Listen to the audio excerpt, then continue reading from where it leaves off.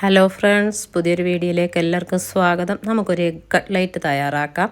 അതിനുവേണ്ടി 2 പുഴുങ്ങിയ മുട്ടയും 5 സ്ലൈസ് ബ്രെഡും ഞാൻ എടുത്തിട്ടുണ്ട്. പിന്നെ ഒരു മീഡിയം സൈസ് സവാളയും അരിഞ്ഞതും, ഒരു പച്ചമുളക്, അല്പം ഇഞ്ചി, കറിവേപ്പില, ചില്ലി ഫ്ലേക്സ് ഇത്രയും എടുത്തിട്ടുണ്ട്. പിന്നെ ഈ ബ്രെഡ് വെള്ളത്തിലൊന്ന് നനച്ച് നമുക്ക് പൊടിച്ചെടുക്കണം.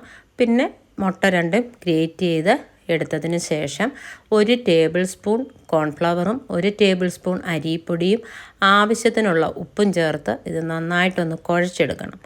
അതിനുശേഷം നമുക്ക് ഇഷ്ടമുള്ള ഷേപ്പിൽ ഇതൊന്ന് ഷേപ്പ് ചെയ്ത് കട്ട്ലേറ്റാക്കി എടുക്കാവുന്നതാണ്. എല്ലാം ഒന്ന് പരത്തിയെടുത്തതിന് ശേഷം നമുക്ക് ഇതെല്ലാം ഒന്ന് ബ്രെഡ് ക്രംസിൽ മുക്കിയെടുക്കണം. ഇതിന് പ്രത്യേകിച്ച് വല്ല കോട്ടിങ്ങിന് വേണ്ട ഒന്നിലും മുക്കിയെടുക്കേണ്ട ആവശ്യമില്ല, കാരണം ഇതിനൊരു നനവ് ഓൾറെഡി ഉണ്ട്. എല്ലാം നമ്മളൊന്ന് ഷേപ്പ് ചെയ്തെടുത്തിട്ടുണ്ട്. ഇനി ഇതൊന്ന് ബ്രെഡ് ക്രംസിലോട്ടൊന്ന് മുക്കിയെടുക്കണം. ഈ സമയം നിങ്ങളെൻ്റെ ചാനൽ ആദ്യമായിട്ടാണ് കാണുന്നതെങ്കിൽ ഒന്ന് ലൈക്ക് ചെയ്യാനും ഷെയർ ചെയ്യാനും സബ്സ്ക്രൈബ് ചെയ്യാനും കൂട്ടത്തിൽ ആ ബെല്ലൈക്കണും കൂടി ഒന്ന് അമർത്തി ഓളെന്നുള്ള ബട്ടൺ ഒന്ന് പ്രസ് ചെയ്യാനും മറക്കരുത്. എങ്കിലേ ഞാനിടുന്ന പുതിയ വീഡിയോസിൻ്റെ നോട്ടിഫിക്കേഷൻസൊക്കെ നിങ്ങൾക്ക് ലഭിക്കത്തുള്ളൂ. അപ്പോൾ കുട്ടികളൊക്കെ സ്കൂൾ വിട്ട് വരുമ്പോഴേക്കും നമുക്ക് ചായ തിളയ്ക്കുന്ന സമയം കൊണ്ട് ഉണ്ടാക്കിയെടുക്കാവുന്ന ഒരു സാധനമാണിത്. കാരണം മുട്ട പുഴുങ്ങി വെക്കുന്ന ആ സമയം മാത്രം മതി, ബാക്കിയൊക്കെ നമുക്ക് പെട്ടെന്ന് എടുക്കാവുന്ന സാധനങ്ങളാണ്.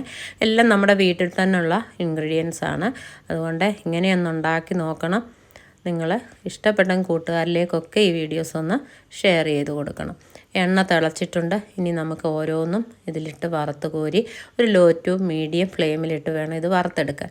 കാരണം പെട്ടെന്ന് കരിഞ്ഞു പോകും ഹൈ ഫ്ലെയിമിലിട്ടാൽ.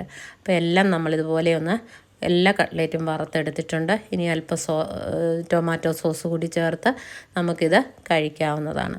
അപ്പോൾ എൻ്റെ വീഡിയോസ് നിങ്ങൾക്ക് ഇഷ്ടപ്പെട്ടെന്ന് പ്രതീക്ഷിക്കുന്നു. പുതിയൊരു വീഡിയോയുമായി കാണും വരെയും ബൈ ബൈ.